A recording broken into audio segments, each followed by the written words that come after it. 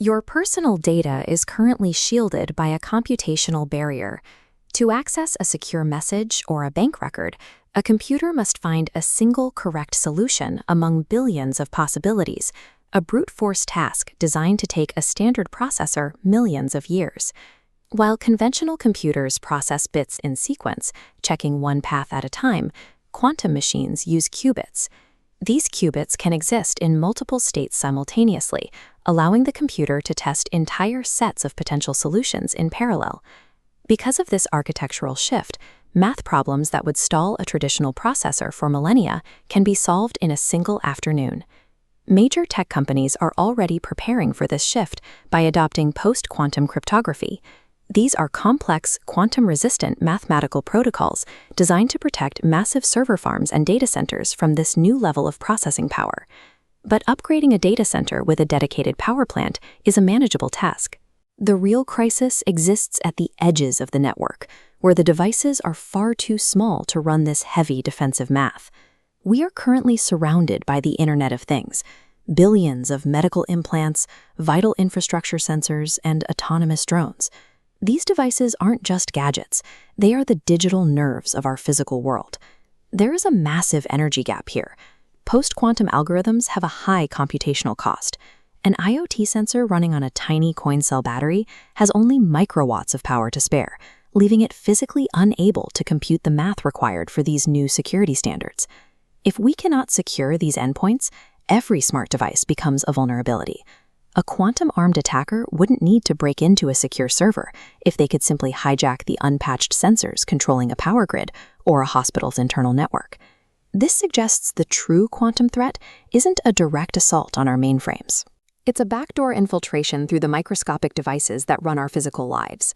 Finding a way to fit this complex math onto limited microchips has become a global priority. This IEEE publication header represents just a fraction of the peer-reviewed engineering research currently dedicated to solving this specific resource crisis. One solution is the software diet. Researchers are stripping away computational bloat to create hyper-efficient, lightweight protocols. These allow a device to maintain its security while performing significantly fewer operations. We see this in innovations like LAPQ-BDTH, a protocol providing quantum resistance for medical devices, while requiring only a fraction of the processing power used by standard server-side algorithms. When software optimization isn't enough, engineers are physically baking the math into the silicon.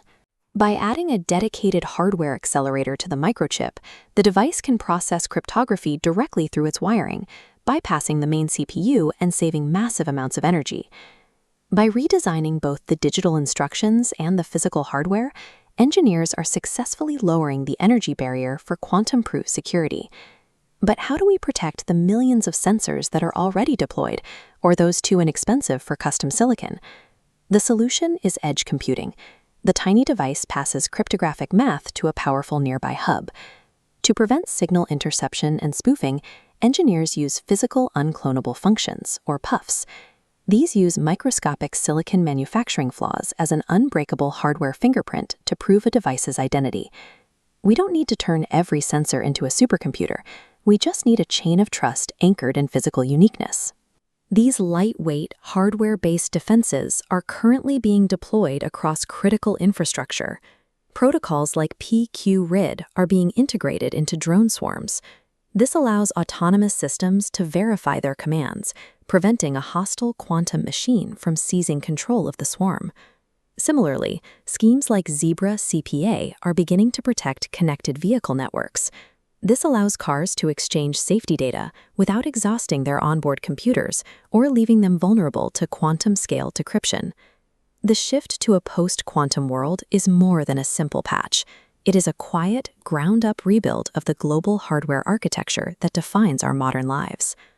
Most headlines focus on the race to build the first world-breaking quantum computer, massive, super-cooled machines that promise to rewrite the rules of physics and math.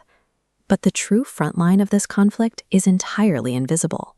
This defensive war is being fought in microwatts and nanometers, protecting the small, everyday devices that maintain our society.